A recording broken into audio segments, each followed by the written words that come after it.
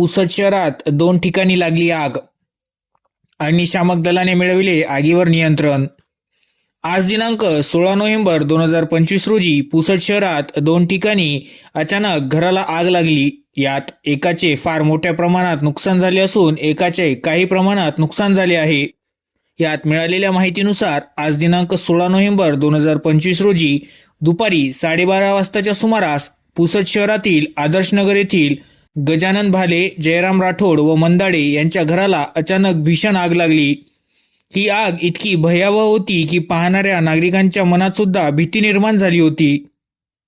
या आगीत जीवितहानी झाली नाही, मात्र घराचे फार मोठ्या प्रमाणात नुकसान झाले आहे.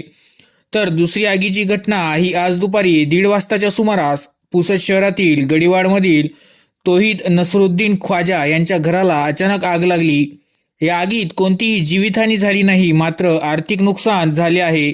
सदर दोन्ही आगीच्या घटनेनंतर अग्निशामक दलाला पाचारण करण्यात आले होते.